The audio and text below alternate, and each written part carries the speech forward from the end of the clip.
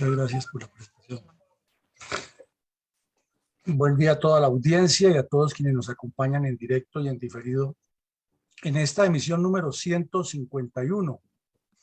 de la memoria histórica aún no contada del conflicto armado en Colombia.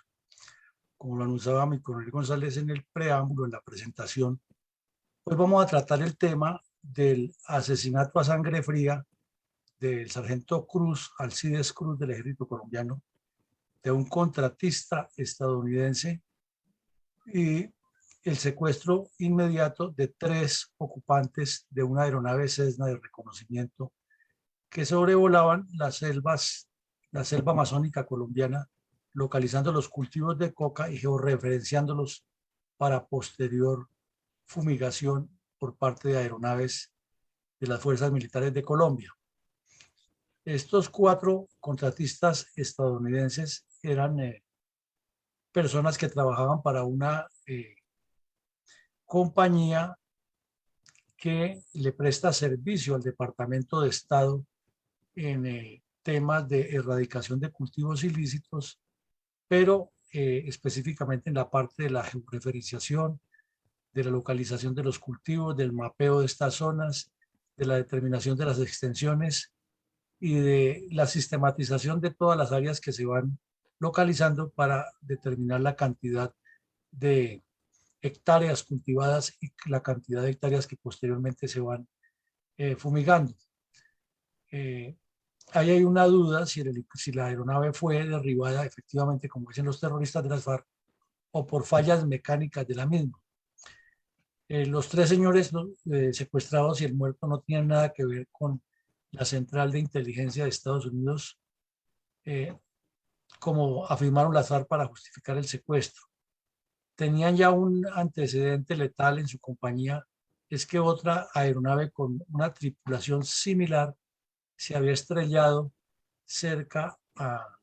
o en los límites del departamento de Nariño y Putumayo debido al mal tiempo y habían perdido la tripulación completa y la aeronave. Fue un poco fatal la experiencia para esa empresa ese año.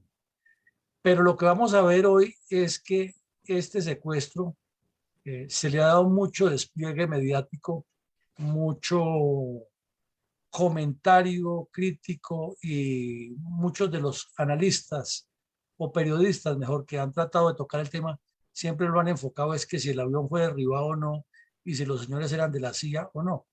Pues que el avión fue derribado o no, no está claro todavía, porque nunca se hizo un cotejo técnico,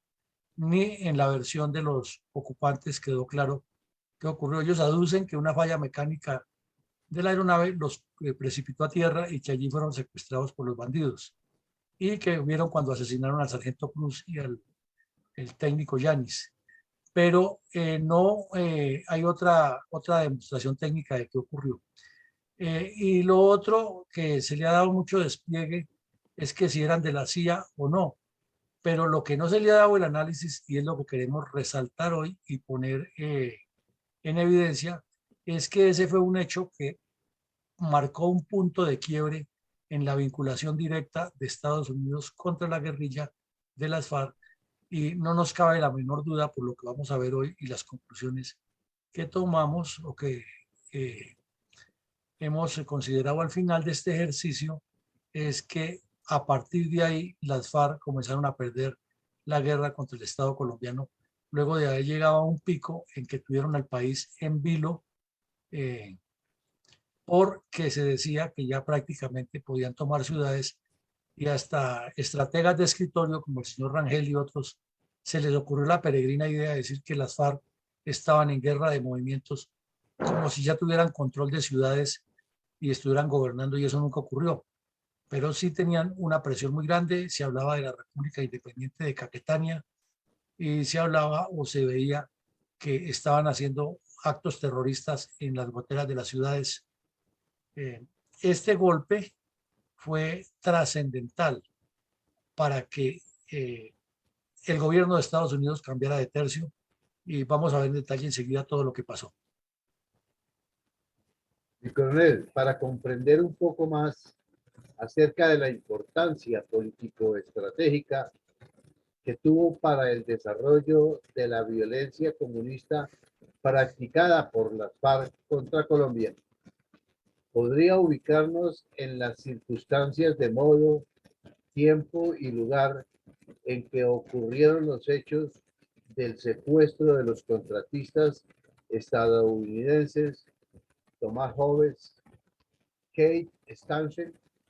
y Mar González por parte de terroristas de la cuadrilla Teófilo Forero de las FARC en hechos sucedidos el 12 de febrero del 2003 en la selva amazónica colombiana? Bueno, coronel, pues esto sería hacer todo un recuento muy largo y el solo hecho de cómo ocurrió el secuestro daría para una sesión completa. Sin embargo, vamos a resumir. Año 2002 sube al presidente Álvaro Uribe al poder y las FARC incrementan la acción terrorista contra el Estado colombiano desde el mismo día en que se posesionó Uribe. Prueba de ello es que el Tornillo Lozada envió unos criminales a que lanzaran unos morteros, unas granadas de mortero desde cerca del Palacio Nariño, sin importar a cuánta gente moriría en ese acto. Eso es otro hecho que la memoria histórica del cura de Rú mira para otro lado y no cuenta semejante acción criminal que planeaban, donde había más de 500 personas reunidas en el acto público y dispararon los morteros con la intención de matar un poco de gente, no solamente al presidente Uribe, porque no tenían un mortero tan preciso que llegara a matarlo solamente a él y que los que estaban al lado no les pasara nada. Dispararon los morteros, pero como eran artesanales, cayeron en otro lado y causaron fue daños a unas personas de habitantes de calle de lo que se llamaba en ese momento la zona del Cartucho. De ahí para allá, la presión fue permanente, ya era como el atentado número 13 o 14 que le hacían al presidente Uribe. Recién antes de posesionarse, también le hicieron un atentado, el terrorista Iván Márquez ordenó un atentado en Barranquilla que fue atroz y salió ileso el candidato y luego después presidente Uribe de ese atentado. Entonces, con la ascensión de Uribe al poder, se le pidió más participación a Estados Unidos en el tema de la lucha contra la droga, habida cuenta que un año antes, con ocasión del ataque en las Torres Gemelas, el Departamento de Estado dejó la bobería colectiva y colocó a las FARC en la lista de terroristas. Hecho eso, entonces ya había una presencia mayor de Estados Unidos en la lucha contra el narcotráfico y esta compañía North Group era la que proporcionaba los aviones de inteligencia técnica que no tenía nada que ver con aspectos de guerrilla, sino con los cultivos ilícitos. Era el enfoque que le daba Estados Unidos para mapearlos, determinar su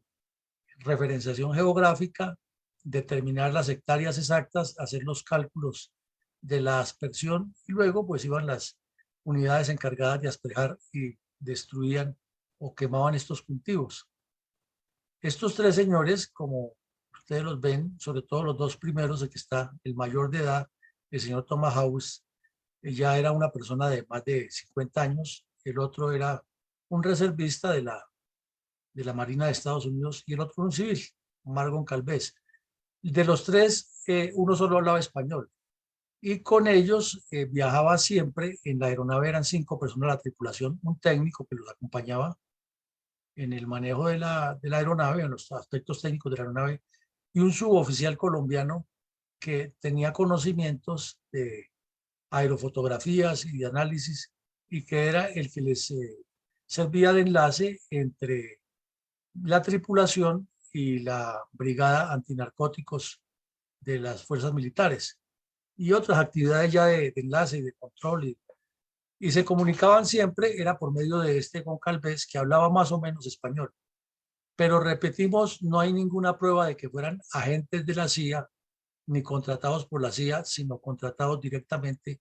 por el Departamento de Estado como parte de una compañía que prestaba estos servicios. Sin embargo, pues el hecho de ser estadounidenses ya era un trofeo para las FARC. Entonces ahí viene la duda de si el avión fue derribado o no. Lo cierto es que esa mañana el avión tuvo que aterrizar de emergencia en medio de la selva, en un claro de la selva. Con tan mala fortuna para ellos que donde estaban o de donde aterrizaron, ahí estaba cerca un grupo guerrillero que inmediatamente vino, lo rodeó, vio que el señor Yanis y el sargento Cruz estaban mal heridos debido al impacto de la aeronave con la tierra, los bajaron del avión, le robaron lo que llevaban, los relojes, dinero en efectivo, lo que llevaban en reloj, y luego los asesinaron a sangre fría. Y a estos tres, de una vez como los encontraron ilesos, los secuestraron, los amedrentaron que los iban a asesinar y comenzaron a torturarlos en una tortura que duró casi 5 largos años, mejor, porque esto ocurrió en febrero del 2003 y su tragedia terminó en julio del 2008 con la Operación Jaque. Entonces, como lo hemos insistido y lo repetimos ahora, para las FARC consideraron que era un trofeo y que habían coronado, como dicen en el lenguaje de los bandidos, un gran éxito. Pero en la práctica quedó ya demostrado y con los años se va decantando mejor la situación, que fue el peor error que pudieron cometer las FARC desde el punto de vista o desde su conveniencia revolucionaria, porque hicieron lo que no les convenía y lo que Estados Unidos no quería hacer, que era meterse directamente en el conflicto armado en Colombia, por el latente temor que existe entre el mando militar estadounidense y en la misma ciudadanía de no participar en otro Vietnam, que es más o menos el mismo temor que tienen ahora con lo de Ucrania. Procurar no meterse Estados Unidos frontalmente en ninguna guerra porque les cuesta mucha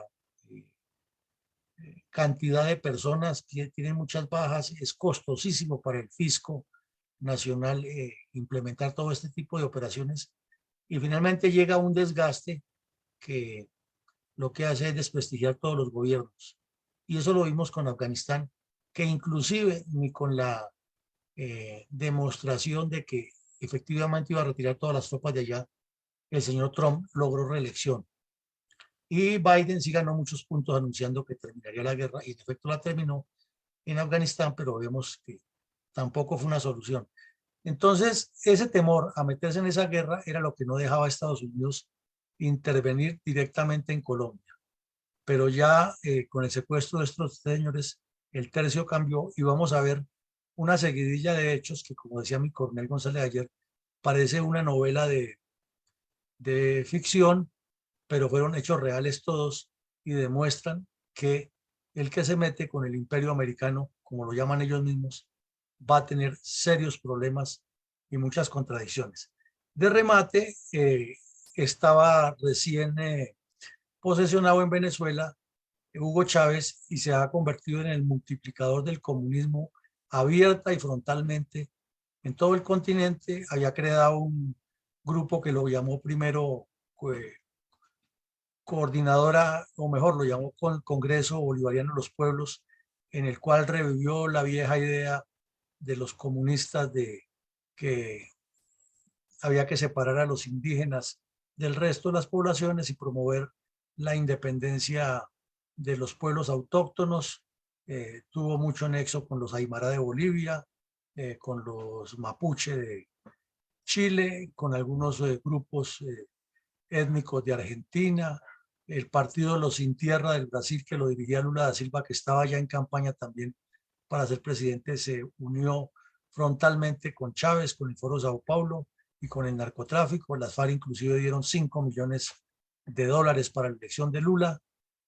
Había un triunfalismo total. Habían hecho una reunión en el Caguán en pleno desgobierno de Andrés Pastrana y habían acordado apoyar la revolución en todo el continente. Y Hugo Chávez creía que tenía todo el sartén por la mano y un terrorista dominicano, de quien hablaremos un poco más adelante, de nombre Narciso Isaconde, dirigía algo que llamaban la Coordinadora Continental Bolivariana. Entonces, esa coordinadora era como una multiplicadora por medio de partidos comunistas y de sindicatos, de todo lo que tenían las FARC en mente, y todos le dieron un despliegue impresionante. a este secuestro. Las Madres de Mayo en la Argentina hicieron manifestaciones a favor de las FARC y 100 grupos localizados, identificados completamente de todo el continente, daban por seguro que ya las FARC iban para el poder, y vino esa oleada de mandatarios comunistas,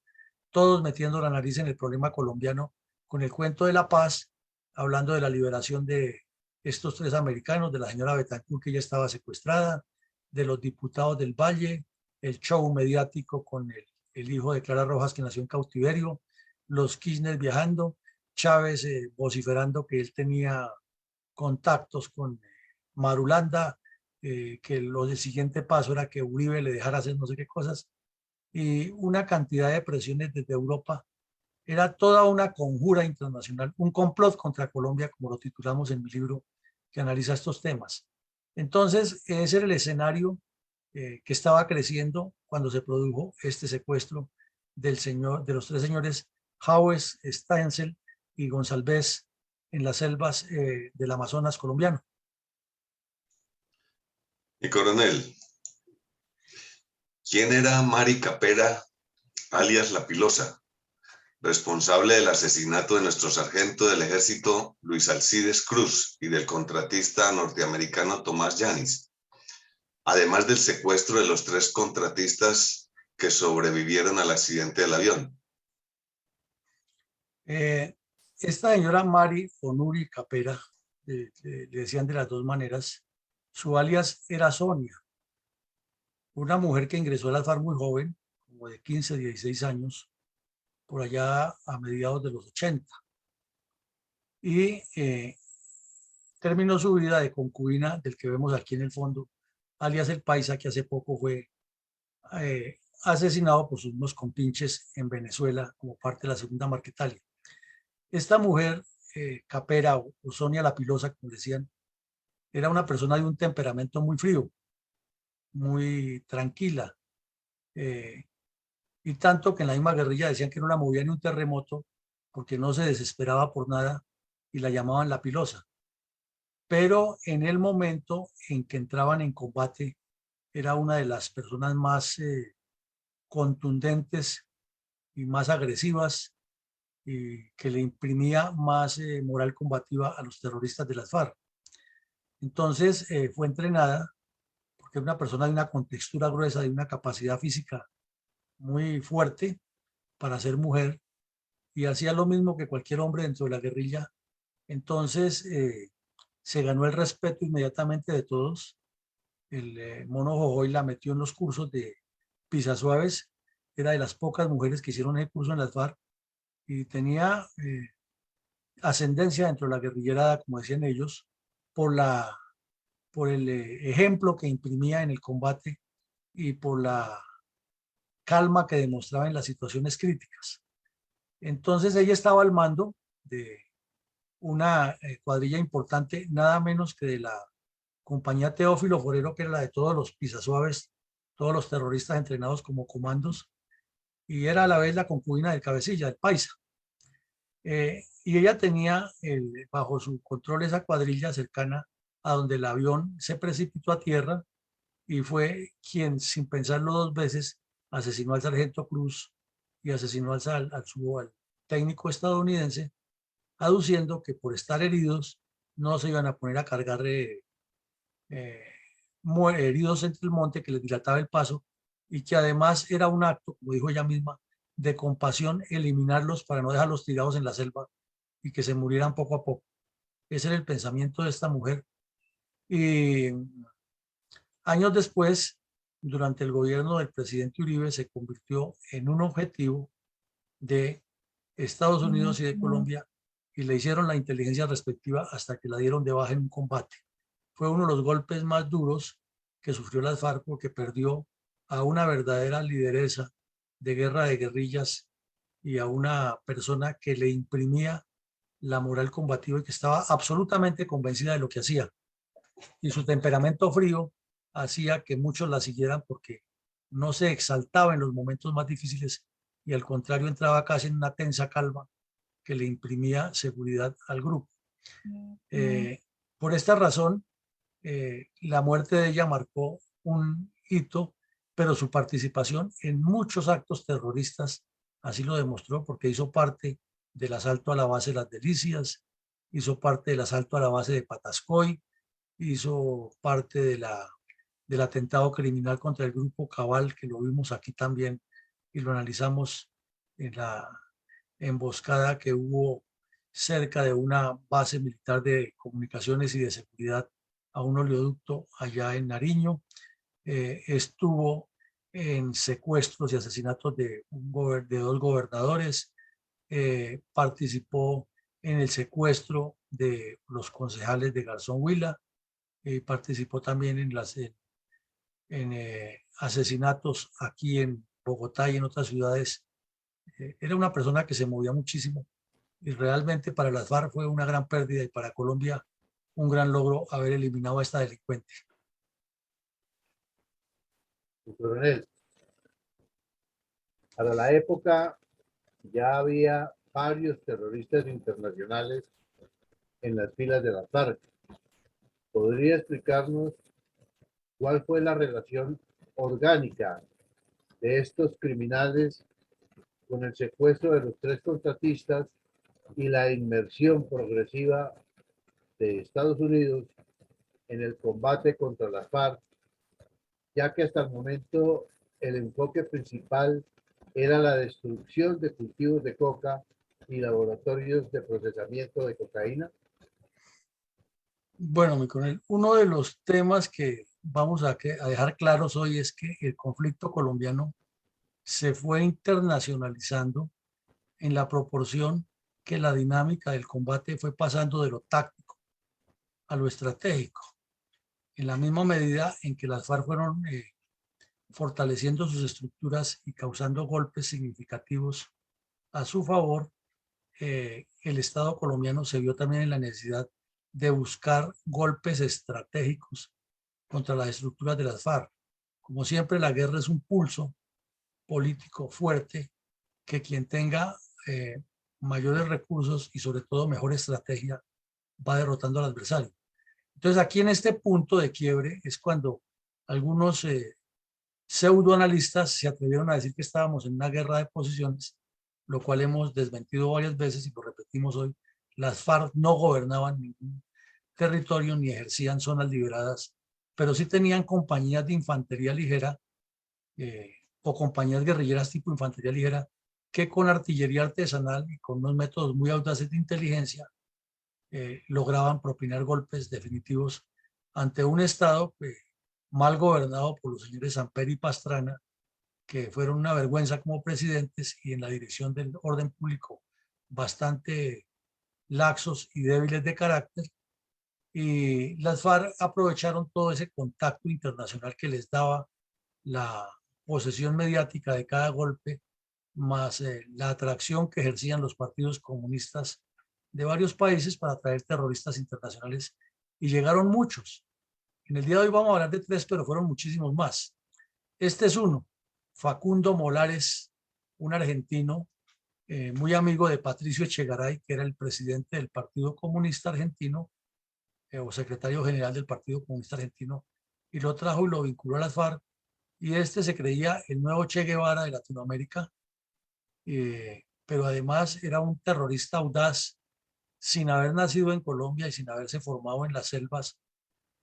como guerrillero. Después de hacer el curso de Pisasuaves, demostró, como dicen los jóvenes de ahora, finura y rápidamente fue ubicado en las estructuras de mando de la cuadrilla Teófilo Forero. Fue muy rápido que ascendió y llegó a ser el 4º cabecilla o el 4º responsable y era uno de los hombres de confianza del Paisa. Cuando se produjo el pacto FARC-Santos, después de haber participado en muchísimos actos criminales, este delincuente supuestamente entró entre los que firmaban el pacto, pero su relación con grupos terroristas o con terroristas de Argentina y de otros países hizo que las FARC lo enviaran a Bolivia a que participara durante las fuertes protestas y violencia que desataron los comunistas cuando Evo Morales abandonó el poder y la señora Yanine Áñez tuvo que asumir la presidencia temporalmente para tratar de mantener la institucionalidad en Bolivia, y los comunistas del continente se unieron enviando delincuentes a destruir a Bolivia. Este bandido llegó allá y fue uno de los que encabezó las protestas armadas con fusil y se enfrentó con las fuerzas militares y terminó herido, y luego fue deportado a Argentina, y allá dicen unos que está preso y otros que está muerto. Con un gobierno comunista a lo mejor esté libre reorganizando actividades criminales, pero no se tiene una información creíble de cuál fue el destino final de este delincuente después de que viajó a Bolivia. Pero volviendo al tema, fue uno de los terroristas internacionales de mayor connotación en las FARC durante los últimos 15, 16 años de existencia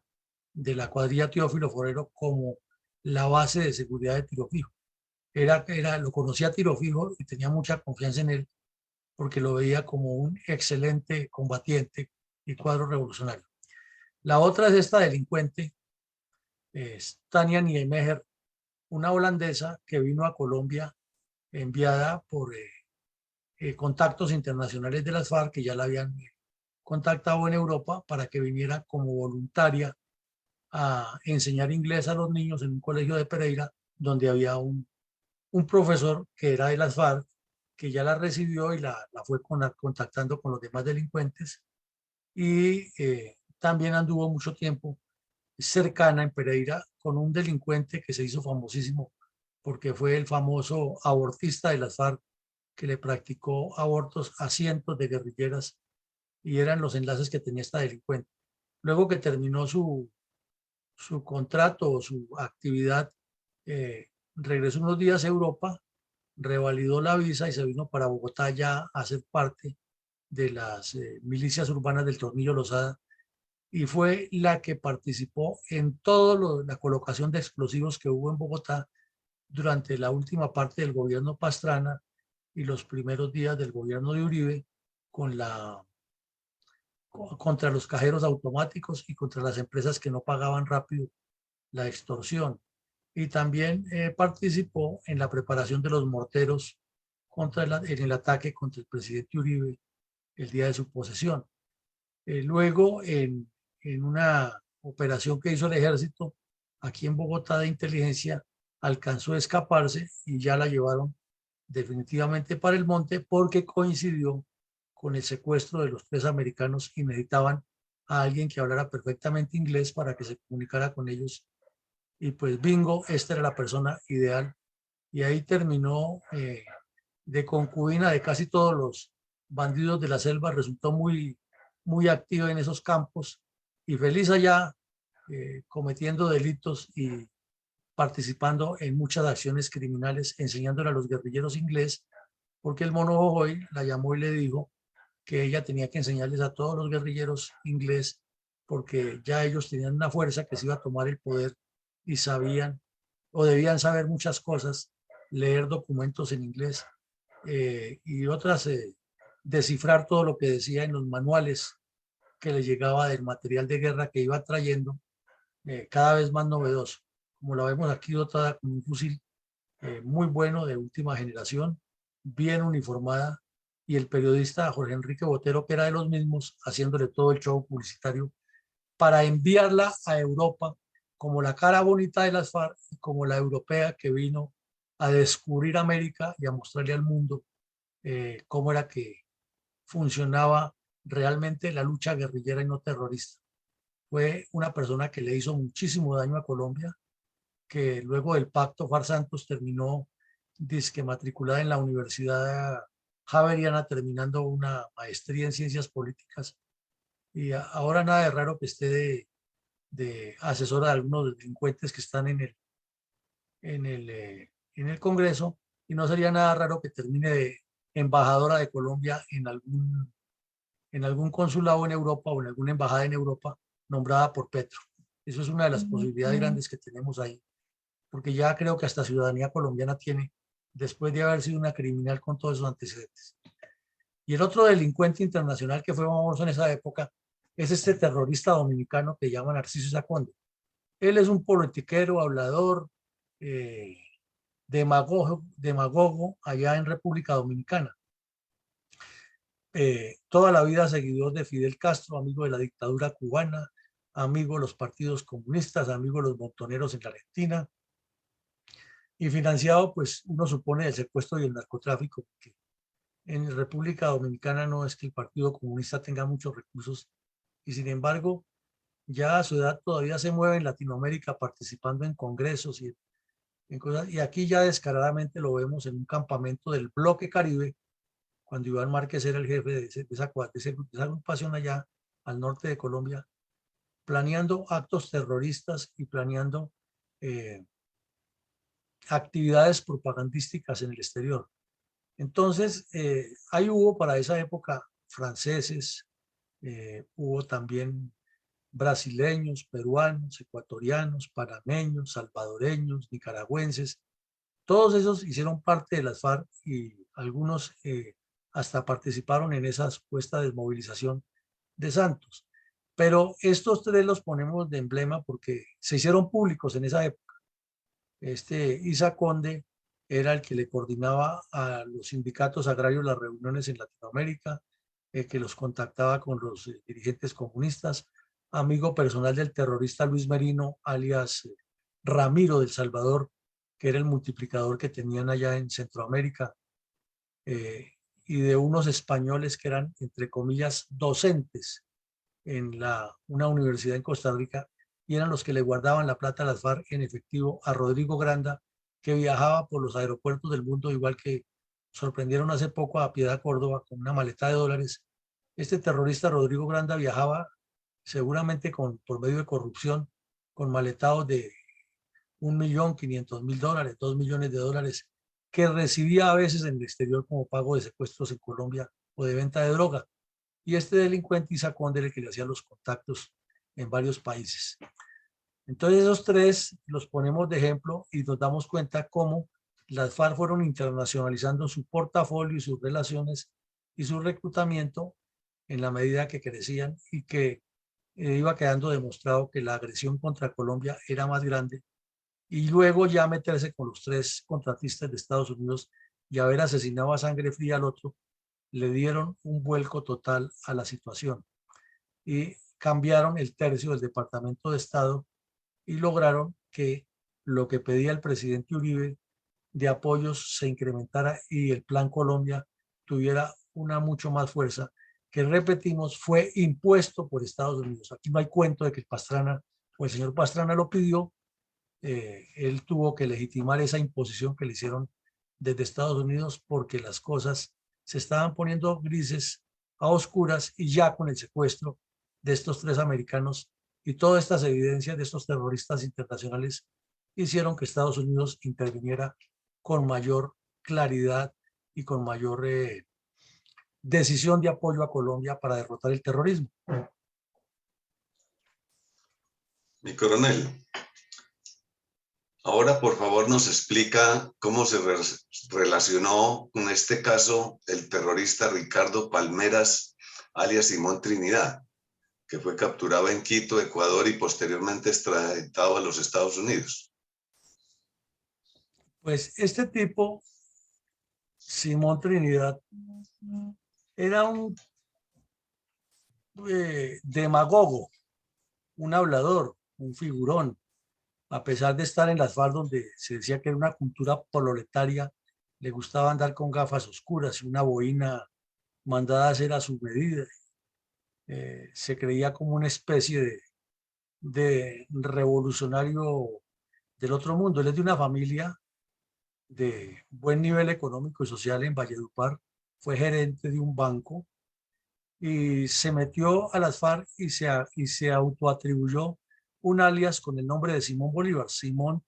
de la Santísima Trinidad, Bolívar y Palacios, como se llamaba el Libertador. Utilizó de una vez el nombre del Libertador como si él fuera el nuevo Libertador de Latinoamérica, y por lo figurón y porque hablaba inglés y había estudiado en Estados Unidos, como estaba en las FARC, pues tuvo cierta preeminencia, sabía mucho de finanzas, claro, era un banquero y había estudiado esa carrera en Estados Unidos. Entonces le enseñó a las FARC algunas fórmulas, cómo guardar dinero ilícito en paraísos fiscales y cómo hacer inversiones, pero no era ningún estratega de guerra, ni tenía nada que ver con las condiciones de combate de las FARC. Además, dicen los que lo conocen que era más bien flojo para el combate, pero sí tenía en su haber varios actos criminales como el secuestro y asesinato de un oficial de la Armada en una carretera entre Chiriguaná y Curumaná en el Cesar. Tenía también asaltos a poblados en Cesar, y el más famoso fue cuando ordenó asesinar a la señora Consuelo Araujo Noguera, la famosa cacica de Valledupar. Entonces, y en la zona del Caguán, en uno de los comités temáticos que había, que era el tema de economía,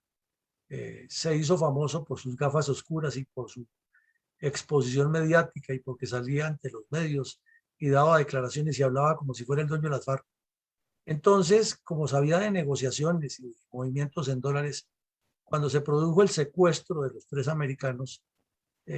Tiro Fijo le ordenó que se fuera para el Ecuador y comenzara a negociar la liberación de los americanos, pidiendo dinero y que siguiera enviando coca a Estados Unidos. Pero ahí sí ya la CIA le seguía los pasos a los narcos en el Ecuador, porque el gobierno anterior al de Correa había sido muy conflictivo, el del señor Lucio Gutiérrez, que era comunista, y el de otro, que hubo un tal Palacios, que estuvo un poco tiempo allí, todos enfrascados en apoyar a la guerrilla y con el cuento de que Colombia fumigaba y que la fumigación le hacía daño a los campesinos del Ecuador. Una historia larga. Entonces este delincuente se viajó a Quito y allá tenía el contacto con una diputada que todavía sigue siendo diputada en el Ecuador, de apellido Calle, que es comunista y es una de las fervientes defensoras de Correa. Ella era el contacto de este delincuente allá y tenían todo el entramado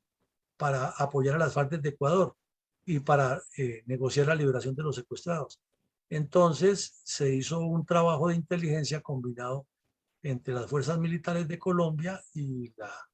la policía y la seguridad ecuatoriana, y se le echó mano, lo capturaron con las pruebas que tenía. Afortunadamente fue extraditado muy rápidamente a Colombia sin que el gobierno ecuatoriano, que era de izquierda, pudiera intervenir en la decisión de la justicia, y llegó aquí a Colombia y pronto fue extraditado a Estados Unidos. Su juicio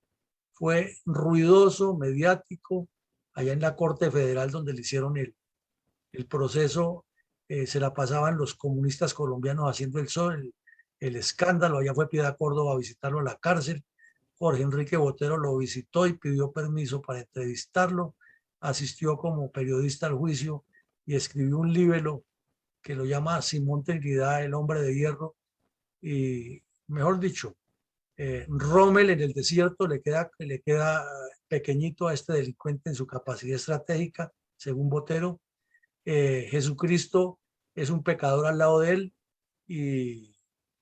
Cristóbal Colón no tuvo la audacia que tuvo este para librar la guerra revolucionaria y haber afrontado con dignidad ese juicio. Lo cierto es que ya se quedó. En Estados Unidos no le comieron cuento ni a los testigos ni al que nada. Él estaba metido en el secuestro de 3 americanos y tiene que pagar por ese delito. Lo que no le pudieron lograr que el jurado lo condenara fue por narcotráfico, porque no se alcanzó a completar el proceso del tema que él estaba manejando de narcotráfico en el exterior. Pero allá está, y eso han insistido en cada proceso. Las FARC decían que no firmaban el mamotreto de La Habana si este delincuente no era liberado. Y cuando secuestraron a los 3 estadounidenses, ese era el cuento, que había que liberarlo a este para que ellos lo liberaran, y otra que ya vamos a hablar de ella. Pero Estados Unidos se mantuvo en la raya y ahí lo tenemos allá bien guardado y a buen recaudo, llegando a los últimos días de su nefasta existencia en una cárcel de alta seguridad en Estados Unidos. Y ahí sí vienen los momentos que lo visitan Cepeda, Piedad Córdoba, a contar que el pobre Simón se le están cayendo los dientes, que está muy abandonado en una cárcel, pero no se les olvida, perdón, pero se les olvida todos los crímenes que cometió cuando asesinó a sangre fría a la cacica, al teniente Morris de la Armada, los secuestros que perpetró en el Cesar, las extorsiones que le hizo a los ganaderos y como él era gerente de un banco, tenía la información financiera de todos sus clientes y a todos los extorsionó y algunos inclusive los asesinó. Entonces, pobrecito, está sufriendo en Estados Unidos hasta la pérdida de la dentición, pero no hay ningún dolor por las víctimas que causaron. Y lo mismo en su informe folclórico, el señor de Rue tampoco menciona para nada los crímenes que este delincuente cometió y cómo jugaba con la vida humana de sus víctimas, sino pobrecito es que son las víctimas del conflicto y la culpa del Estado. Y en esta foto que es icónica, es cuando lo llevaban ya para extraditarlo a Estados Unidos, que se puso a gritar como un loco ante los medios de comunicación y levantaba la B de la victoria y pensaba que en Estados Unidos iba a jugar con la justicia como acostumbran aquí los delincuentes en Colombia. Este fue un gran triunfo del gobierno Uribe contra el terrorismo y fue otro paso para que Estados Unidos se metiera más de frente en la lucha contra las FARC.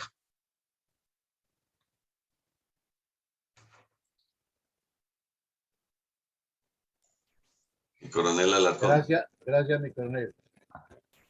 ¿Por qué fue extraditada a Estados Unidos Nayibe Rojas, alias Sonia, capturada en Peñas Coloradas, Caquetá, con cocaína y armas? Igual, la extradición de esta mujer causó mucho revuelo y desde luego todos los comunistas y los cómplices de las FARC y los, entre comillas, liberales progresistas en Colombia armaron el escándalo que como extraditaban a una pobre campesina que a duras penas tenía cuarto de primaria y que ya no tenía nada que ver. Siempre cuestionaron esta foto aquí a la izquierda, que se ve a un soldado evidentemente estadounidense en la captura con los miembros del CTI cuando la llevan ya para subir al helicóptero. Pues el punto es que la CIA tiene dinero y la CIA tiene la capacidad de comprar conciencias de los delincuentes y llegarles hasta el corazón de sus actividades criminales, porque mueve dinero y tiene experiencia no solo en Latinoamérica, sino en el mundo, cómo se llega al corazón de las organizaciones criminales. Entonces a esta mujer, que sí efectivamente no tenía preparación académica, pero no era ninguna boba como la pintan, una campesina muy audaz, una mujer de eh, rasgos indígenas, como se ve en la foto, y esa malicia y esa habilidad que tiene esta gente, llegó muy rápido a subir en los estrados criminales de las FARC y en la cuadrilla 14, que era la que movía más narcotráfico, era también cabecilla de un grupo, también tenía el alias de Sonia, igual que la Pilosa, pero esta es otra Sonia, y le fueron haciendo un seguimiento y por medio de ella y de otros contactos se hizo una reunión en Panamá, que eso es lo que no cuentan los comunistas, esa parte no la cuentan. Y en esa reunión de Panamá se acordó un envío de un encargamento grande de Estados Unidos y de alguna manera le acomodaron un chip que siempre la ubicaría donde estaba. Y con ese chip le hicieron el seguimiento y estando en una casa civil dentro del caserío de Jardín de Peñas, desembarcaron en sogas los soldados, es una película. Por eso les decía al principio que hubo acciones como de película, porque la infiltración de Simón Trinidad es una cuestión casi de película. La captura de él, eso es como en las películas de Estados Unidos que le ponen la trampa al delincuente y lo cogen en la calle. Y la captura de esta mujer fue igual. Los soldados desembarcaron en sogas desde helicópteros o por sogas desde helicópteros en el sitio donde estaba y le cayeron en la casa y le registraron. Después en Estados Unidos, cuando también hicieron el juicio, ya estuvo el señor Botero otra vez haciendo el show publicitario a favor de las FARC y contó que en el afán de sacarla rápido, porque el objetivo era llevársela, el CTI, y, que era el que hacía la parte legal, porque el ejército pues era la parte de seguridad y la captura, no requisó el zarzo de la casa y en el zarzo de la casa se quedó el cuaderno con todas las anotaciones y con toda la información que tenía esta mujer, que nunca la cogieron las fuerzas militares porque ahí hubiera caído más de uno de parapolítica, farpolítica y todos esos enredos rarísimos que había en ese tiempo de diferentes sectores metidos con los grupos criminales. Esta mujer tenía una información valiosísima en su cuaderno y por el afán de sacarla no se requisó el zarzo de la casa y se perdió ese dato. Pero de todas maneras, fue en el gobierno de Uribe, esto fue muy rápido, con las pruebas que le tenían, no como dicen los comunistas armados y desarmados, que fue un montaje, la llevaron para Estados Unidos. Entonces, paralelamente, las FARC decían que con mayor razón los tres estadounidenses eh, no serían liberados hasta que ella y Simón Trinidad no fueran libres. Entonces era un pulso estratégico que iba creciendo cada día más, con más actores internacionales comprometidos, Francia incidiendo, el señor Sarkozy por, por la liberación de Ingrid Betancourt. Ahí había un triángulo amoroso rarísimo entre la hermana de Ingrid Betancourt y el canciller Villepin, y todos montando shows, y Lula da Silva haciendo negociaciones, y se dice que hasta un avión francés llegó listo para evacuar a Ingrid Betancourt y entregarle en París, y que el señor Sarkozy les iba a dar embajada ya a las FARC y los iba a reconocer como grupo no terrorista, a pesar de que la Unión Europea, a la que pertenece Francia, los consideraba terroristas. Entonces vemos que es una sumatoria de hechos que van internacionalizando el conflicto y que van poniendo más alerta a Estados Unidos, y también más comprometido cada día en lo que ocurría. Mi coronel, ¿cómo ocurrieron los hechos del secuestro de los contratistas estadounidenses el 12 de febrero del 2003 en las selvas del Guaviare y Caquetá? Bueno, mi coronel, regresando un poco a ese tema, entonces ya estando los contratistas secuestrados, como contamos, fueron trasladados por la selva del sector del bloque sur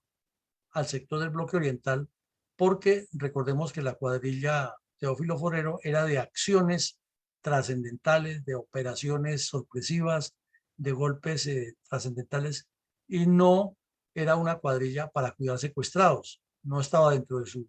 nivel, además porque la formación eh, de combatientes los tenía para otras acciones, entonces había que entregarlos rápidamente, y Tiro Fijo dio la orden que los trasladaran por la selva y los llevaran a las jaulas que tenía el mono Jojoy y su hermano Granobles en otras partes del sur del país. Y lo mismo ocurrió con el señor Eladio Pérez, eh, que fue secuestrado por las FARC para asesinarlo, porque decían que mientras estuvo de gobernador de Nariño desvió para su provecho un poco de recursos, pero ya sabemos que el secuestro de Ingrid Betancourt le cambió la tonalidad al tema, y terminaron llevándolo también a donde estaba Ingrid, donde estaba Clara, donde estaban los americanos, y porque Tiro Fijo consideró que era mejor tener a los secuestrados de alto valor en un solo sector y no dispersos. Además, porque el presidente Uribe era muy enfático que él no negociaría con terroristas, y menos la liberación de personas secuestradas. Entonces había que mantener a esos secuestrados en una zona alejada, e insistir mucho desde esa época en la liberación de Pradera y Florida para iniciar diálogos. Y era cuando Uribe les contestaba que si ustedes quieren hablar conmigo, nos reunimos en una escuela, el ejército les presta la seguridad y les garantiza que no les pasa nada, y ahí hablamos lo que sea rápido. Hacemos un negocio, porque los campesinos paisas negociamos así rápido, y no vamos a hacer un show mediático con prensa y con gobernantes, y eso pues no les sonaba a las FARC jamás. Ellos querían todo ese show, zona liberada, a países gobernados por comunistas, haciendo visitas, periodismos por todos lados, y dilatación como han hecho con Pastrana para seguir en el mismo juego. Y el presidente Uribe pues no estaba dispuesto a eso. Entonces por eso los secuestrados fueron llevados a una zona alejada del área que pedían de despeje en Pradera y Florida, mientras se buscaba por un lado la ley de canje, por otro lado el intercambio de los terroristas que estaban presos en Estados Unidos por estos tres, y por el otro mantener la presión armada con acciones criminales en otras partes del país, para que el gobierno cediera, la comunidad nacional e internacional presionara que hubiera una negociación rápida para no haber más muertos. O sea, la misma técnica repetitiva del comercio de la vida humana y la presión criminal contra el Estado.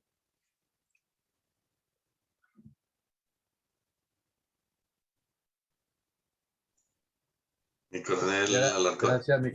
Gracias, mi coronel. ¿Por qué fue capturado el terrorista internacional Rodrigo Granda y luego liberado alrededor del tema de la liberación de los secuestrados? Aquí viene otro aspecto creciente de la internacionalización de las FARC y el ritmo como avanzaban los comunistas del continente en el crecimiento de estos grupos delictivos en todos los países. Recordemos que en el año 2000, mientras el señor Pastrana se arrodillaba ante las FARC y viajaba por el mundo buscando su premio Nobel de Paz, Gumersindo Ricardo y este otro, Camilo Gómez, se reunían a menudo con las FARC y los comités temáticos, un poco de figurones y figurines que aparecieron allá, dando la sensación de que ahora sí habría paz, mientras las FARC destruían el país. En esa reunión que hicieron paralela a Tiro Fijo y los cabecillas de las FARC se reunieron con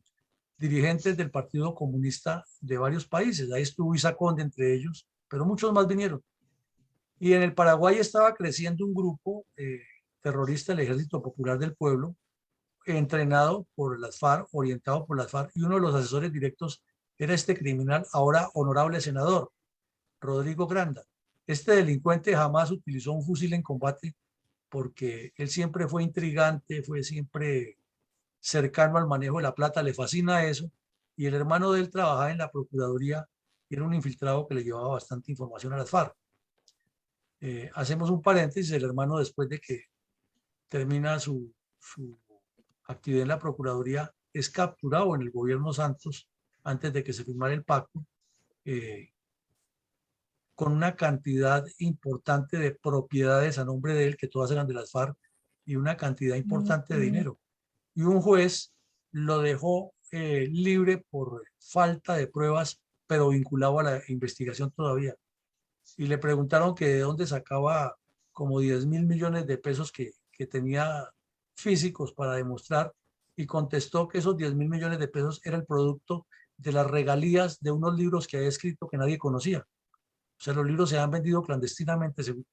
Entonces, cuando se sintió cogido, inmediatamente se voló de Colombia y se asiló en Nicaragua, y el delincuente Daniel Ortega, que es de los mismos, lo recibió allá, le dio ciudadanía y le dio como un estatus especial dentro del gobierno nicaragüense al hermano de este. Este delincuente a lo largo de su carrera fue el que le hizo todos los negocios de armas, de drogas, de negociaciones de secuestrados, viajaba por el país. Y entonces en sus antecedentes lo tenemos que es el que se complotó con el Tornillo Lozada y con Jacobo Arenas para asesinar a Javier Delgado, que por esa razón terminó fundando el grupo, el famoso grupo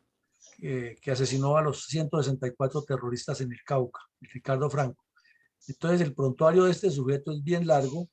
fue de los que participó aquí en Bogotá colocando bombas y haciendo destrucción en los años 70, y uno de los instigadores más grandes del paro cívico del 77. Entonces, ¿qué ocurrió? Que este sujeto había participado en el planeamiento del secuestro de dos personas muy importantes en el Paraguay, una la esposa de un mandatario y la otra la hija de otro mandatario. Y a la hija del otro, a la esposa, la primera, la señora Bordón, pagaron el secuestro una cifra elevada, estuvo nomás menos de un mes secuestrada y pagaron, o aproximadamente un mes pagaron. La segunda, a pesar de que pagaron, la asesinaron, y el que les enseñó cómo manejar toda esa mecánica de la tensión psicológica fue este delincuente. Por eso él es buscado en el Paraguay, y hace poco que estaba en México le iban a echar mano por esa razón, porque las autoridades mexicanas tienen la instrucción de que esté en una circular roja al Interpol y hay que capturarlo. Entonces se inventaron una figura, el señor López Obrador, que es un artista que les da abrazos y no balazos a los delincuentes, que es de los mismos de las FARC, que él es comunista y es amigo de las FARC.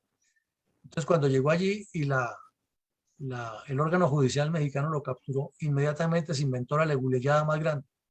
que lo mantuvieran ahí en la zona de tránsito, que es internacional, antes de que cruzara la ventanilla donde le sellan el pasaporte, porque ahí estaría en México, el territorio mexicano, y que más bien lo devolvieran para Colombia y no lo fueran a entregar a su amigo del alma, a la autoridad paraguaya. Entonces uno dice, bueno, si este delincuente ya se desmovilizó, ¿qué tiene que ir a hacer a México en viajes si no es un viaje oficial del gobierno? Además, porque él tiene, por estar sometido a la JEP, entre comillas, que es de los mismos de ellos, tiene que tener unos permisos especiales y unas justificaciones muy claras para salir del país. Pero ya sabemos cómo funcionan las cosas aquí. Y andaba en México. No estaría ni rezando, ni yendo a visitar a la Virgen de Guadalupe, ni recordando a los héroes del Palacio de Chapultepec. Estamos seguros que no estaba en eso. ¿Quién sabe qué andaba haciendo en México con su amiguis o iba a reunirse con su amiguis López Obrador? Pero lo devolvieron para Colombia. Eso actual. Entonces volvamos al hecho. En esa época, después de planear desde Caracas el secuestro y viajar a la Asunción del Paraguay, a Bolivia, se movía muchísimo el secuestro de Cecilia Cubas.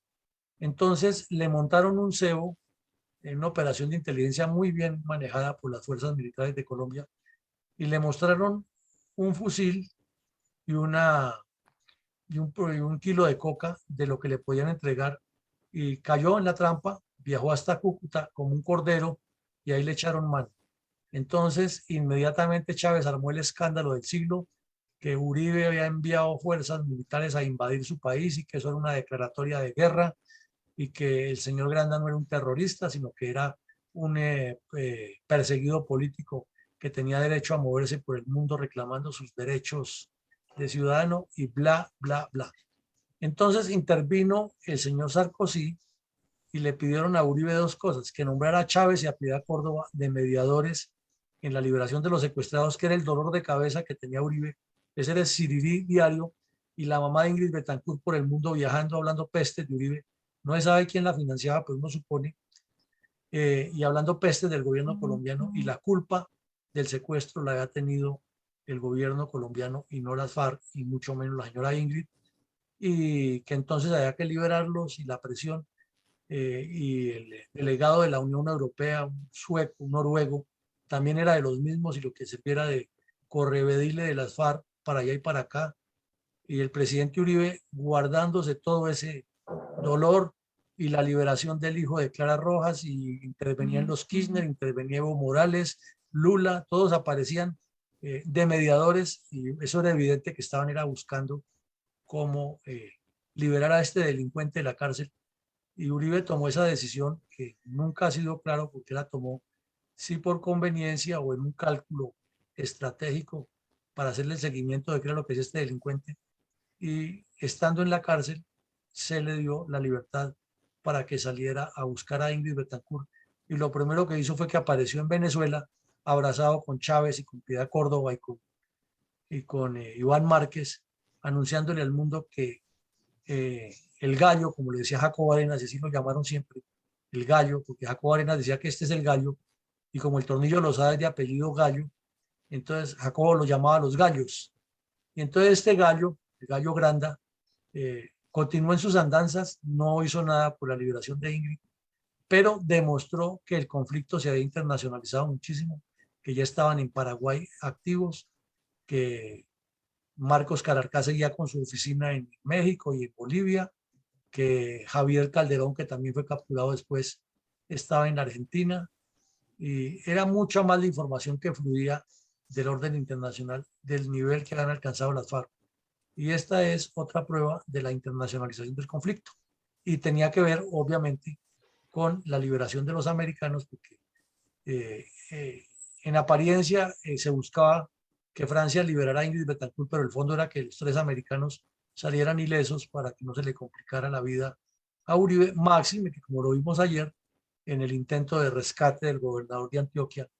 los terroristas los asesinaron y que lo exteriorizaban en sus documentos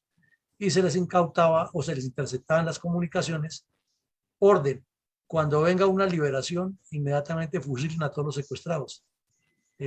Por eso, Uribe también seguramente se dio en que este delincuente fuera liberado para que fuera a negociar la liberación sanos y salvos de los tres americanos. Mi coronel, ¿cuáles son los aspectos resaltantes del show publicitario montado por el periodista Jorge Enrique Botero en relación con los contratistas secuestrados? Pues ahí los vemos, a ellos los tenían, como los vimos en la primera foto, con una sudadera, botas de caucho y una camiseta y con un morral a la espalda que andaban para arriba y para abajo igual que los demás secuestrados.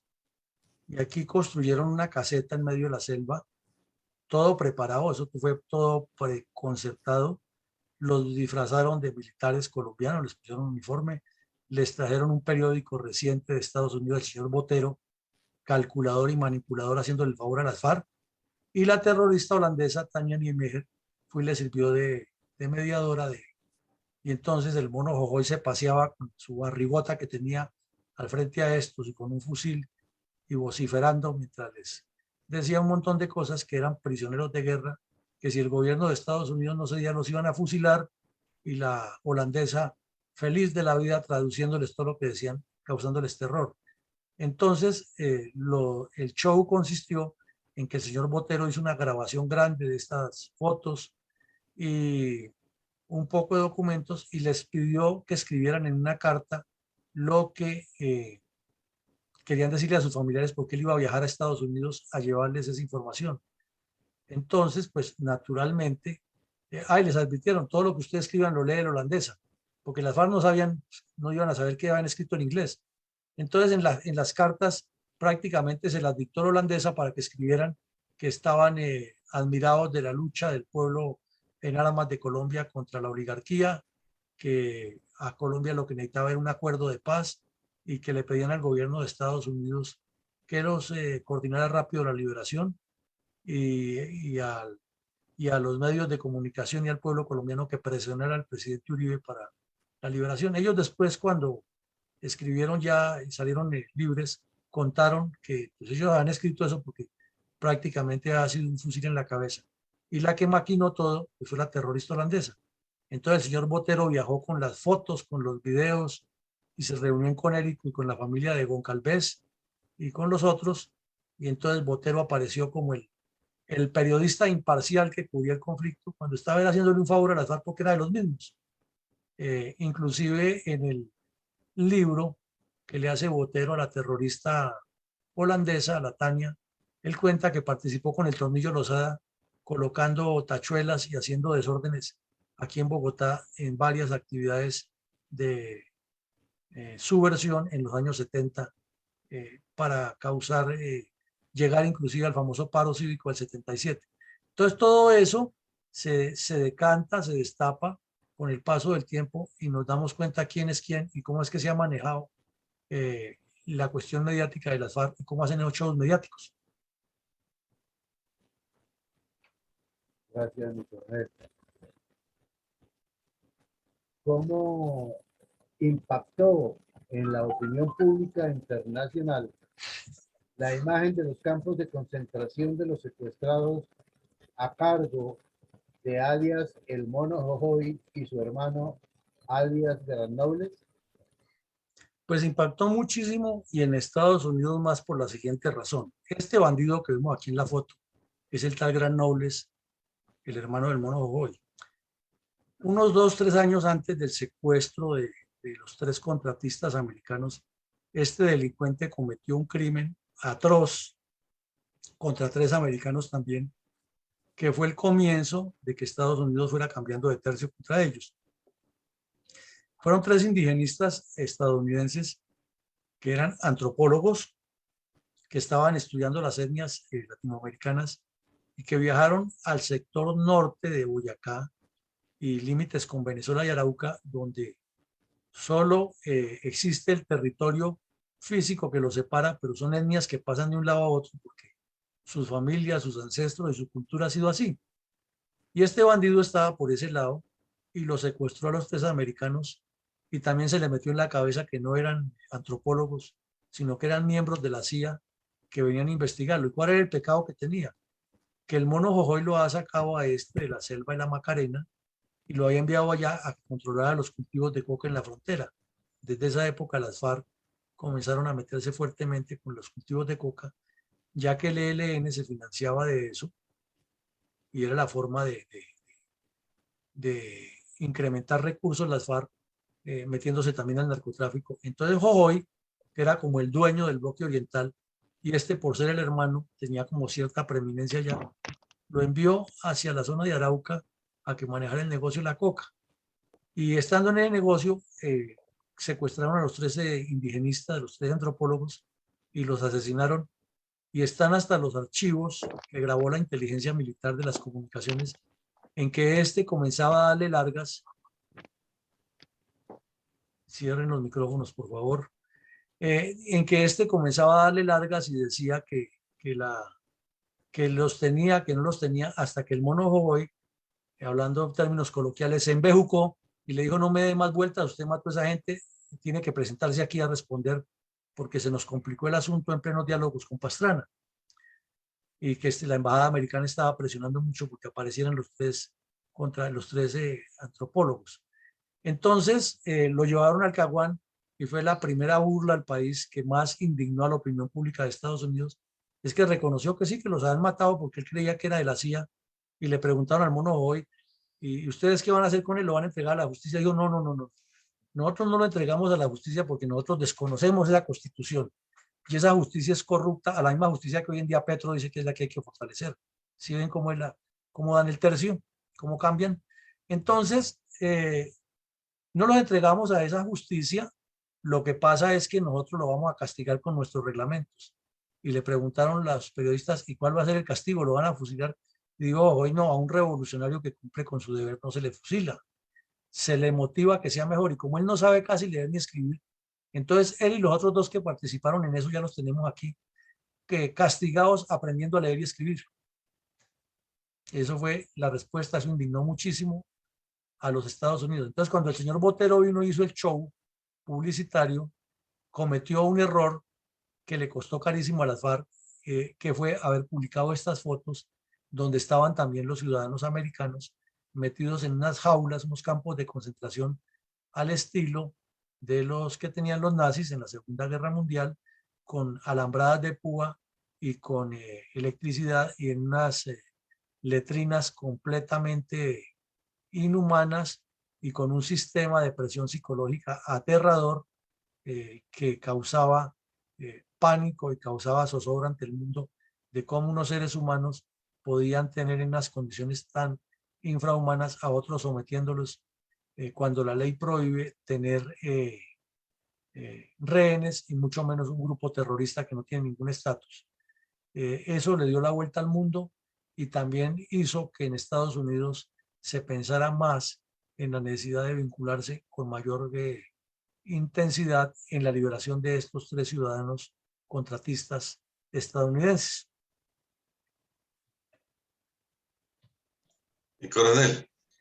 Sí, mi coronel. ¿cuál fue la relación durante el cautiverio de Ingrid Betancourt con los tres estadounidenses secuestrados también? Bueno, mi coronel, entonces aquí vemos en el campamento al mono Jovoy paseándose con su barrigota al frente de los secuestrados y humillándolos. Y aquí vemos lo que ocurría con la señora Ingrid Betancourt. Ella, mientras estuvo en el cautiverio, fue una persona difícil. No le coadyuvó para nada a los demás compañeros, era muy conflictiva, generó muchos problemas. En los testimonios de los suboficiales se relata su comportamiento, y tuvo varios compañeros sentimentales mientras estuvo secuestrada. Uno de esos fue Margon Calvez, quien dicen que se enamoró de verdad de ella, hasta le propuso matrimonio, pero ella pues estaba en otro andar. Y si no es por el cabo Pérez, que fue el último compañero sentimental que tuvo, esta mujer se muere en la selva, porque llegó el momento en que por su comportamiento y su actitud agresiva chocaba con todo. Ya ningún secuestrado quería ni siquiera hablarle,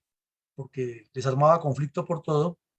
y se puso a pelear con los guerrilleros y la amarraron como un animal salvaje en un árbol distinto a los demás del grupo. Entonces los demás del grupo así estaban encadenados también, y solamente los desencadenaban para las fotos o para llevarlos a veces al baño, los desencadenaban. De resto eran encadenados, por eso todos quedaron con el óxido de la cadena impregnado en el cuello. Ella la tenía ya amarrada, y entonces, como no podía hablar con ninguno por el castigo que le tenían, entró en una crisis, que es la famosa foto que la vemos ahí, y el único que se condolió de ella en medio de esa crisis fue el cabo Pérez, que era enfermero del ejército, y entonces fue, la paladió y la ayudó a recuperarse, o si no esa mujer se hubiera muerto en la selva. y ese fue su último compañero sentimental allá. Entonces, tuvo muchas dificultades, su temperamento es difícil,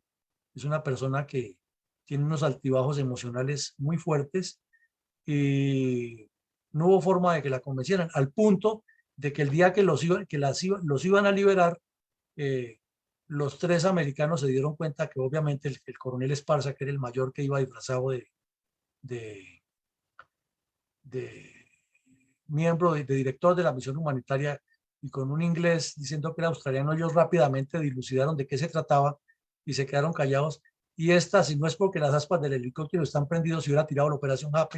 Jaque gritando que ella sí hablaba inglés perfecto y que esa pronunciación no era de un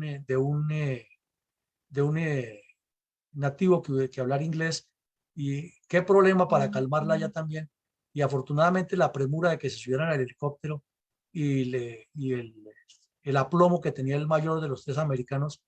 que la llamó y le pegó su alineada cortica ahí y le dijo palabras más, palabras menos, que no interrumpiera algo que era muy importante, porque si no se hubiera tirado la liberación. O sea, es una persona muy difícil y muy complicada y casi echa al traste la operación Jaque por su forma de ser. Entonces la relación de ellos fue muy difícil, inclusive cuando Clara Rojas quedó embarazada, eh, hasta se mechonearon, tuvo muchas dificultades de convivencia esta señora que aspiraba a ser la presidenta de Colombia, imagínense ustedes.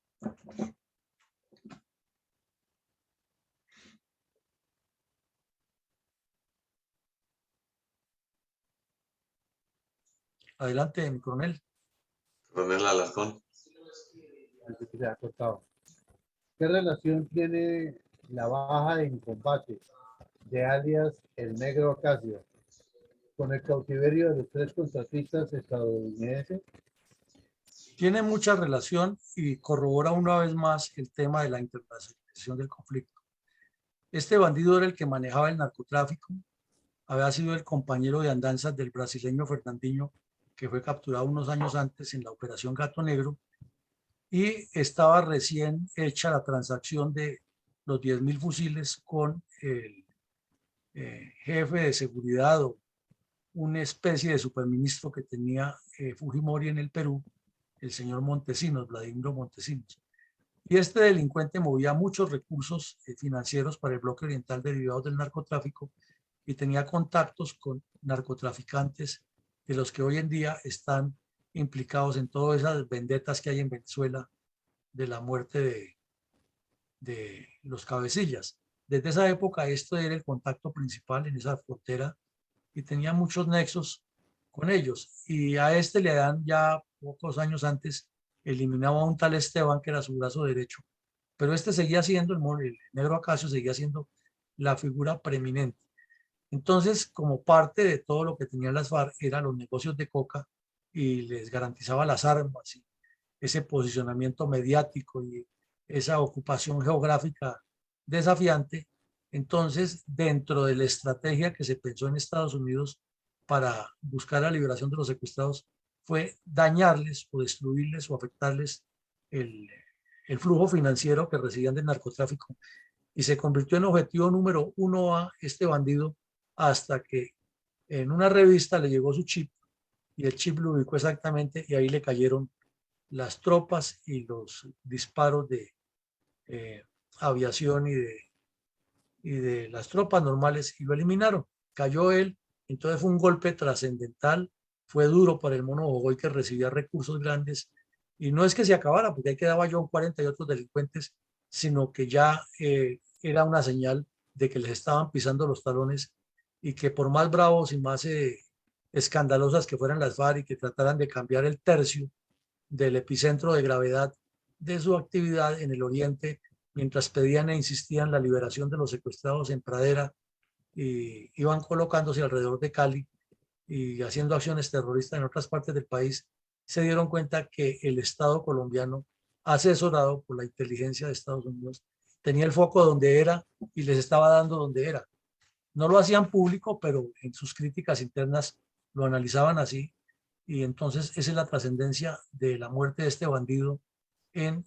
la posterior liberación de los secuestrados. Entonces, como hemos visto, es como una cadena de eventos que va sumando uno con otro y no simplemente se trata de que fue un hecho que se hizo de la noche a la mañana, sino que, insistimos, todo esto tiene una concatenación. Coronel, nos acaba de explicar usted la incidencia de la baja del negro Acacio en relación con el episodio de hoy. Por favor, nos explica cómo incidió la muerte de Raúl Reyes en el Ecuador en la preparación de la operación Jaque,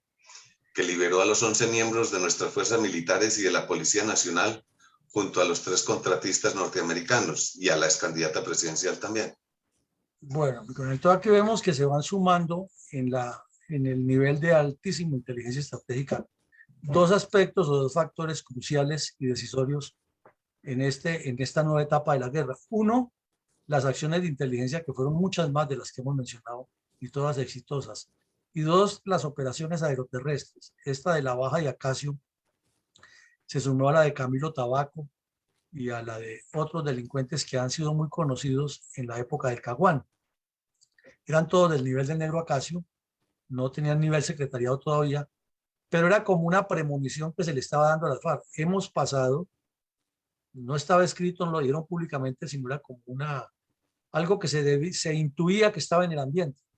Hemos pasado del combate táctico con las guerrillas normales a causarles bajas a los cabecillas intermedios. Ha sido exitoso, les hemos afectado el epicentro de negociación con la captura de Trinidad, con la captura de Granda, los hemos golpeado significativamente con la muerte de Camilo Tabaco, de Zamora, de otros. Entonces, ahora el siguiente paso es un cabecilla del secretariado. Entonces, desde esa época se ha tomado la decisión por parte de algunos de ellos, según Tiro Fijo en su última carta, sin autorización, pero otros dicen que sí había una coordinación tácita, de esconderse en Venezuela y Ecuador. Entonces, a este señor Reyes le estaban siguiendo la pista desde hacía rato, y máxime que la diputada Calle, a pesar de que capturaron a Simón Trinidad y había fotos de ella con él, siguió en contactos con las FARC descaradamente, como lo están en este momento, según los documentos de la Segunda Marquetalia, los miembros de su partido, otra vez trabajando con las FARC como si no hubiera pasado nada. Entonces, el enlace que tenían era un cerrajero que vivía en Quito y viajaba mucho a la selva de Sucumbíos, y entonces programaron una reunión de estudiantes latinoamericanos y un congreso internacional, y Rafael Correa iba a ir a inaugurarlo, pero le advirtieron que este bandido iba a estar presente allá. Entonces Correa ya le dio como cierto temor, no porque no fueran los mismos, porque está probado que la campaña de Correa se la financiaron en gran parte las FARC, sino porque ya era un temor grande que lo vieran al lado de un terrorista y un país y en su propio país. Entonces lo que hizo fue que mandó un mensaje grabado en video, y este también mandó otro mensaje grabado en video, y ahí aparecieron, pero se sabía que los estudiantes salían de ahí e iban para el campamento, y la inteligencia ecuatoriana los iba siguiendo, los ubicaron, allá se reunieron, estuvieron en instrucción terrorista, y apareció Valesca, la chilena, apareció Late, apareció la mexicana esa que Ortega después recibió allá, y que era una pobre víctima del bombardeo, una terrorista que estaba entrenándose para ir a colocar bombas en México y hacer daños. Total que se hizo la operación y se dio de baja a este bandido. ¿Y en dónde está el secreto o lo poderoso de esta muerte de este bandido? Claro, que ya fue un anuncio para las FARC que, ojo, se meten con los americanos porque es que ustedes están en la mira todos los cabecillas, que se les podía golpear, que no tenían territorio seguro, etcétera. Pero lo más importante de todo es el tesoro de información que tenía este bandido en 3 computadores y unas memorias externas, porque hubo un mal manejo político de eso, y jurídico, desde luego, al darle mal manejo político, pero de todas maneras al público en general, al mundo en general, le quedó claro qué era lo que pasaba. Se destapó todo el montaje que tenía Chávez con Piedad Córdoba para liberar a los secuestrados, se destapó todas las coordinaciones que han hecho en el exterior, la participación de Sarkozy, se destapó lo que realmente hacía Granda, lo del secuestro de las señoras en el Paraguay, el asesinato de la hija del presidente. Mejor dicho, como dijo Tiro Fijo, nos dejaron en peloto ante el mundo con todo lo que se destapó ahí. Entonces, como fue una operación tan exitosa, aeroterrestre, y que no se le dio la oportunidad al señor Correa de lo que él ordenó enseguida, siguiendo instrucciones de Chávez. Cuando Uribe le avisó, y Correa le dijo a las fuerzas militares del Ecuador que entraran y asesinaran a los policías colombianos, aduciendo que había habido un combate. Entonces la inteligencia ecuatoriana le avisó inmediatamente a, a Colombia lo que pasaba y Uribe ordenó retirar los policías y dejar los fusiles y todo lo que había ya tirado y que se trajeran nomás lo que tenía valor de información. Entonces cuando llegaron las tropas ecuatorianas resueltas a matar a los colombianos no encontraron a nadie, no encontraron a nadie y Uribe en la cumbre de Río, que fue a los pocos días, le dio 2 vueltas a Correa y a Chávez y quedó más comprobado todavía esa relación de esos gobiernos comunistas. Ahí quedó clarito cómo han hecho el montaje para la liberación del hijo de Clara Rojas. Todo quedó claro en los computadores. El secuestro de los diputados del Valle y el asesinato. Entonces, el país entró en una eh, mentalidad de triunfo en apoyo al gobierno Uribe. Hubo la forma de expulsar al delegado de la Unión Europea, que como ya lo dijimos, no era un delegado de la Unión Europea, sino era un miembro más de las FARC en la negociación. Se le suspendió a la señora Piedad Córdoba el show que estaba montando y se destapó todo lo que tenía Chávez, que lo único que hizo fue hacerse el bravo y decir que Colombia le había respetado y que movía tropas a las fronteras, un poco de show mediático que ya no lo hacía, no lo hacía visible ni creíble. Entonces, ¿qué ocurrió? Que la operación Jaque tomó más fuerza con la recomendación del suboficial, como ya la vimos aquí, y el general Montoya y nadie más fue el que tomó la decisión y se hizo con los resultados que todos conocemos. Pero necesariamente al evaluar todo esto de lo ocurrido con los computadores, tiene una incidencia enorme en lo político, en lo operativo y en lo publicitario de la operación Jaque. Gracias, mi coronel. ¿Cuáles son los aspectos más resaltantes del testimonio de los 3 estadounidenses en el libro Lejos del Infierno? Bueno, aquí los vemos en el momento en que llegan a San José de Guaviare y ya están embarcándose en un avión para viajar a Bogotá y de Bogotá a Estados Unidos. Y lo vemos ahí con el general Montoya. Ellos escriben en su libro una serie de aspectos interesantes que contradicen lo que han publicado en las cartas anteriores,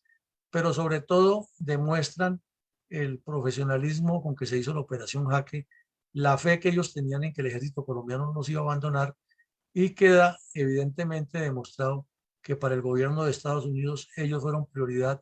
desde el primero hasta el último día de su cautiverio y que fue un trabajo de mucha responsabilidad que se hizo entre los 2 países. Lo demás pues ya es anecdótico de lo que vivieron, de cómo los maltrataban y ya son temas de manejo humanitario. Pero inclusive esto que sí es importante, tampoco lo menciona para nada la Comisión de la Verdad. De todo lo que hemos hablado de la internacionalización del conflicto, no lo menciona para nada la Comisión de la Verdad. Entonces, ¿cuál verdad es esa si no está contando temas tan cruciales de la realidad de lo que ocurrió en ese conflicto? Eso sería lo rescatable del testimonio de los 3 señores en el libro.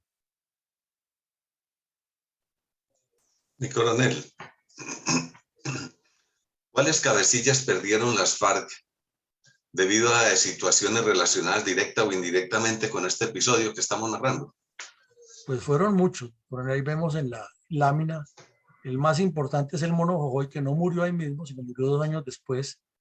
de haber sido liberados los 3 americanos. Y vemos también que perdió a César, que era un cabecilla muy importante, y a Gafas, que eran intermedios, pero tenían cierta ascendencia y cierta importancia dentro del bloque oriental, al punto que el Mono Jojoy los consideró sus hombres de confianza para entregarles el cuidado de esos secuestrados. Murió Tiro Fijo no como consecuencia de las operaciones, sino murió durante esa época y fue una pérdida sensible para el grupo terrorista.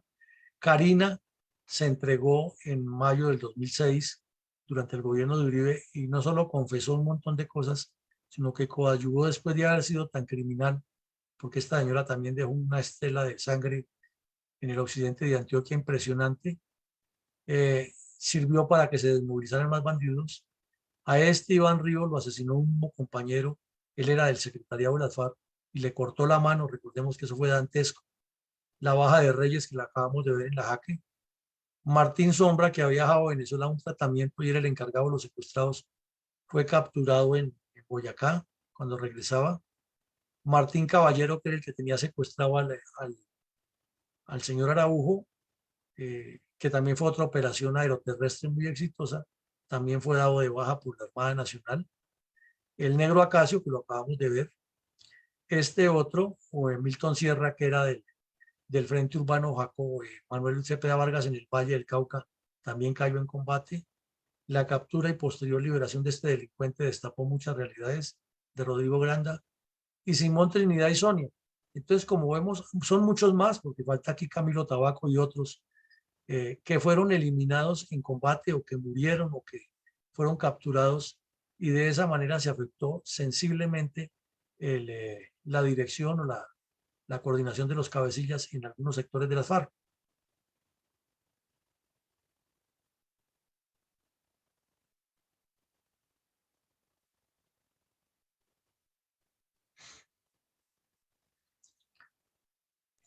Coronel Alarcón.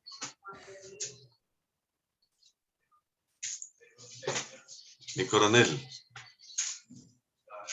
¿cuáles son las conclusiones más resaltantes del secuestro, búsqueda y asombroso rescate de los 3 contratistas norteamericanos? Bueno, como hemos visto, eso parece una novela de acciones nacionales e internacionales de altísimo nivel con unos resultados impresionantes. Entonces, en primer medida, nos debe quedar claro que ese secuestro, sumado al asesinato de los 3 indigenistas, Voy a hablar muy bien. forzó a que Estados Unidos interviniera en forma directa en el conflicto armado en Colombia. De igual manera, eso le ocasionó a las FARC un desprestigio político, una desubicación política grande. En tercera medida, durante todo este periodo se fue produciendo una mejoría en el sistema de operaciones aeroterrestres, de la infiltración de los grupos de reconocimiento, de la mejoría de la inteligencia técnica, de la inteligencia en el terreno y su coordinación, etc. Y también se fue presentando cada día más evidente que el conflicto colombiano se había internacionalizado, que había terroristas extranjeros en las FARC, que había gobiernos extranjeros implicados en la complicidad con las FARC y que cualquier acción de trascendencia estratégica que se hiciera contra este grupo criminal tenía repercusiones internacionales por la cercanía de estos grupos con algunos gobiernos y ONGs. O sea, se cambió una dinámica parroquial de la que traían las FARC hasta ahora, de ser criminales muy puntuales, muy específicos en regiones del país, a estar relacionados con acciones con comunistas y con otras organizaciones fuera del país. Fue un fracaso para la coordinadora continental que dirigía Narciso Saconde, porque a pesar de todo el despliegue mediático no lograron que se hiciera el canje humanitario ni que se legitimara las FARC. Por último, hubo un éxito total de la seguridad democrática. Para el presidente Uribe resultó exitosa